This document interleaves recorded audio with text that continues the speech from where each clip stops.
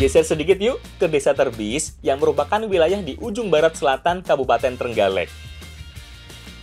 Aku, Mas Tumpil dan Mas Fajar mau cari buah langka yang masih ada di desa ini. Oh, ini Mas ya.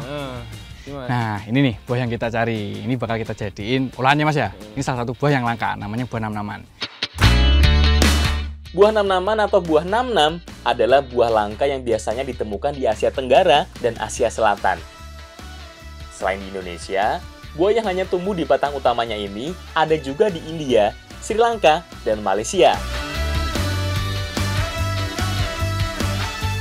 Selain dimakan langsung, nam-naman sering dimanfaatkan juga sebagai bahan membuat asinan, rujak, sampai bahan campuran sambal. Karena cita rasanya yang manis, asam, dan segar.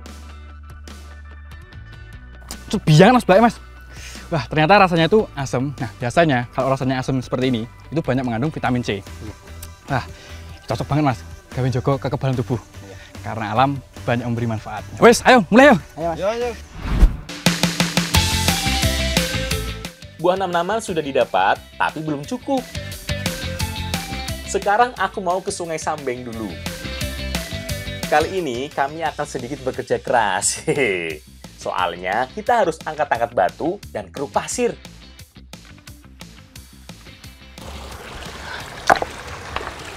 Sekarang kita lagi mau cari ikan di aliran Sungai Sambeng. Nah, kali ini kita cari dengan cara menguras ya Mas ya?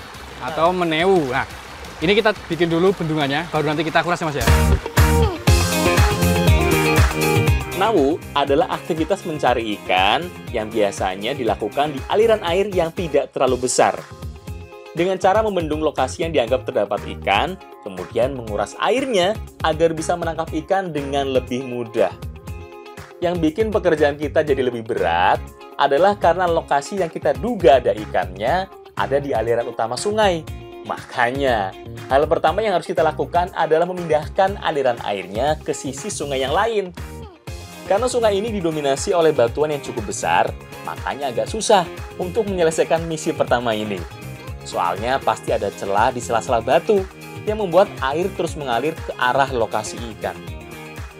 Oh iya, jangan lupa juga bendung bagian ujung tempat ikannya, biar ikannya nggak lari ke arah sebaliknya.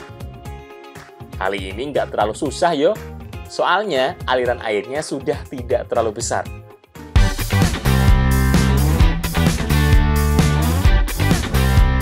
Setelah aliran air sungai berhasil dipindahkan, kita masuk ke tahap kedua, yaitu nawu atau nguras air yang ada di sekitar lokasi ikan. Dengan ember ini, kita harus cepat-cepat mengurangi debit airnya.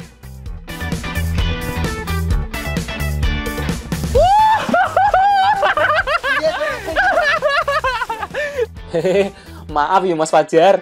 Tadinya sih nggak sengaja, tapi udah kadung basah ya. Yo sekalian aja.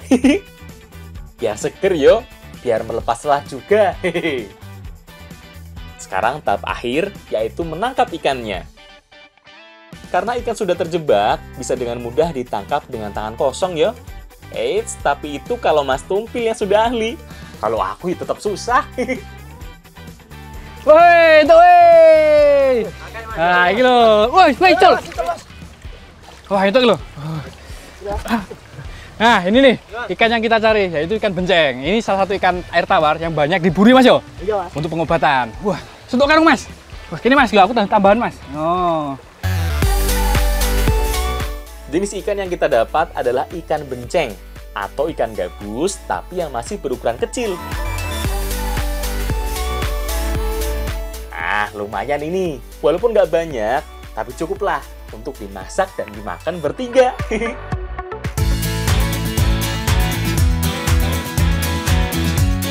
Yuk, naik sedikit ke atas daerah aliran Sungai Sambengnya. Sekarang kita akan menyatukan apa yang sudah kita cari, yaitu buah nam-naman dan ikan bencengnya. Kita akan masak semua bahan ini dengan cara yang sederhana, yang bisa dilakukan siapa saja dan di mana saja. Nah, ikan yang kita cari tadi mau kita masak menjadi pepes. Nah, nanti kita campur dengan nam-naman ini. Bumbu yang digunakan nggak terlalu banyak. Cukup bawang merah, bawang putih, cabai, dan buah nam-naman ini. Cara bikinnya juga gampang. Semuanya diiris, hanya diiris. Mulai dari buah nam-naman ini.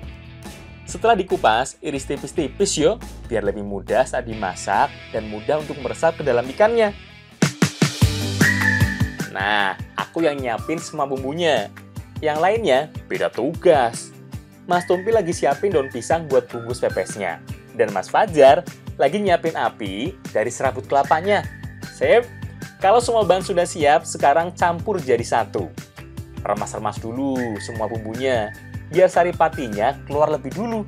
Jadi seluruh rasanya dapat dengan mudah menyerap ke dalam ikan.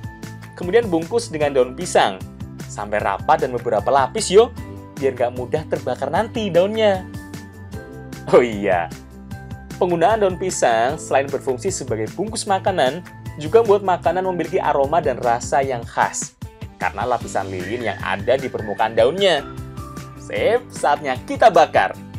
Masak dengan cara dipepes seperti ini bisa dilakukan bahkan dengan tanpa alat masak. Kita hanya butuh batu sebagai tungku, kayu kering dari hutan sebagai bahan bakar, dan kayu basah sebagai penyangga di bawahnya.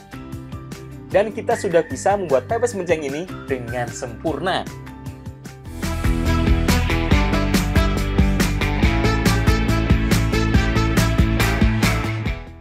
Nah, iki pepes ikan benceng bumbu nam-naman siap kita makan.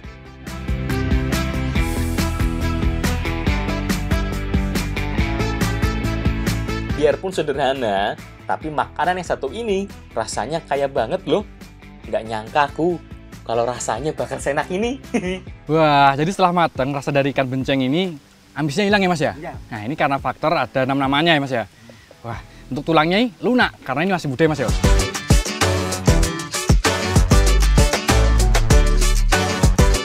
Ikan benceng atau ikan gabus adalah salah satu jenis ikan yang diburu, terutama untuk orang yang sedang dalam perawatan. Ikan yang termasuk dalam kategori snakehead ini memiliki kandungan albumin yang dapat membantu pertumbuhan dan pembentukan otot, mempercepat penyembuhan luka pasca operasi, memperbaiki gangguan gizi buruk, dan masih banyak manfaat ikan benceng lainnya. Karena alam memberikan banyak manfaat.